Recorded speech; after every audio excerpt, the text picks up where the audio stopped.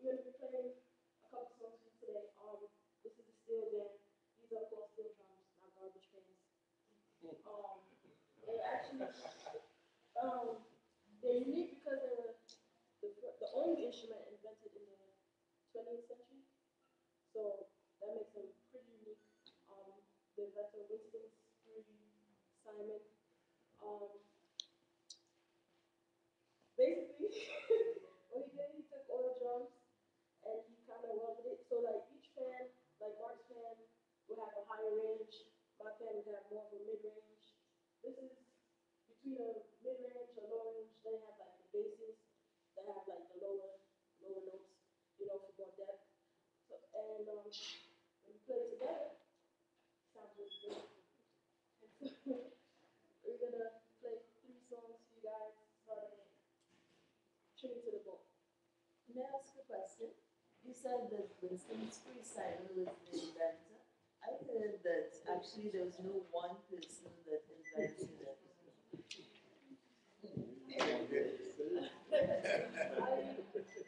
Good morning. There is, okay, you could say there's no one person, but a lot of the credit is given to Winston Simon for the invention, as well as others, but What's in the others? I believe.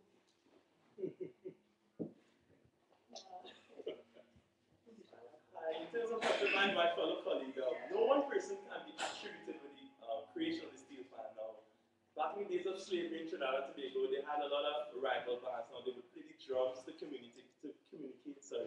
And the colonials, they wanted to stop their method of communication, so therefore they kind of banned the drums. So that during carnival time and party time, the indigenous people got the beating tambour bamboo stuff on the ground, just to make music, beating tin cans and stuff. And little by little developments happened.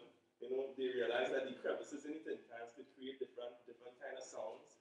And well, usually during that carnival period, you had some rival bands that would have gone on. So say this band might have been here, kind of a fighting rival gang going on things during the carnival period. And that kind of transition is just a very fractured definition of the history. They kind of got into the whole panorama thing from the rival gangs, right? Kind of breaking up the whole anger, physical battle thing into the more musical battle. So the development of steel band kind of came after a process of slavery from the drums to the tambour bamboo, through to Camboulé, which is a festival which came from the French colonialists there. And all this a lot of stuff just came to merge into the evolution rather than the creation of the steel band. You spoke about the indigenous people. Oh yeah, the people. I mean, slaves, sorry. Yeah, that's how we did.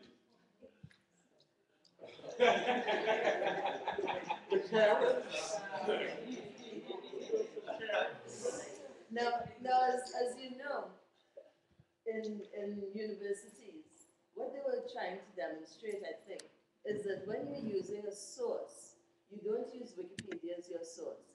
Why? Because anyone can get on the exactly. It's almost like Facebook. Exactly.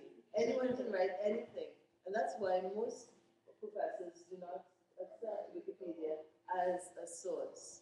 Right? Because anyone, my dog, if I had a dog, could probably go up there and type something. And in terms of the history of the steel orchestra, it's really important to us as a historically African American university, because the instrument was created by young people, especially young males of African descent, and it was not recognized because it was from the people, and the people thought that the violins, the pianos, everything else was more important and did not recognize. It was only when a group went to the Festival of England in the early 50s and they were amazed by the sound the instrument made, that the people in Trinidad started to look and say, oh, we really have something that's special here. And it grew up all over the country, no one particular person, no one particular place, but all over, because in the villages, everyone would get together to make music. You know how it is in your communities, but everybody gets together. It isn't as the gentleman last week was saying, that you eat and then you play music, or you dance and then you play music. Music is part of it. And through slavery, they always had, as Mark said, they always had to find a way to communicate. And first it was through the drums, but because anyone who is over you, they don't want you to be able to communicate. And so they effectively banned the drum. They went to the bamboo. They didn't just give up. They effectively banned the bamboo. And what they did was start using tin cans and their mouths, they had mouth bands, and they made music using their mouths. And finally what they found was that using the steel, you could get such a large surface area. And Trinidad had oil, and the oil drums were discarded. And instead of wasting them, they would actually go and steal the oil drums, and so they could have more notes. And it was almost a competition between the different tuners around the country, because to see who would come out. And I remember one tuner saying that, you know, he spent weeks. At that time, there were 12 notes on the pan, right? Now, Mark, if you showed the tenor, you have full 3 octaves there. But he spent weeks just trying to figure out how he could get 6 notes on the instrument. And he came and he finally figured it out, because of obviously you want each note to sound separate. And he came out and he was joyous.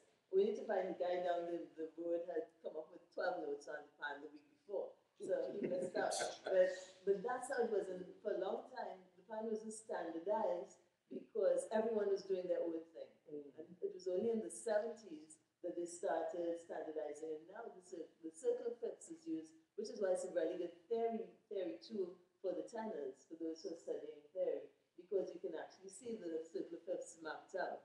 It's hard for keyboarders who are thinking linear to go to the pan, and it's a mind change, but that is what you have. And the double second uses, which is what Shade is playing, uses the whole tone scale. Each side is a whole tone scale. Could you demonstrate, Shade? So each side focuses on the whole tone scale. So that's the history in a nutshell. And very early on, what they did was they started playing music, not the music of the country itself, the calypsos and folk tunes, but they started playing classical music and Latin music. Why? Because they figured that music would give them a chance to shine on the international stage, would be more acceptable. But now, of course, the instrument can play anything. And thank you. This was a good history of the steel pan.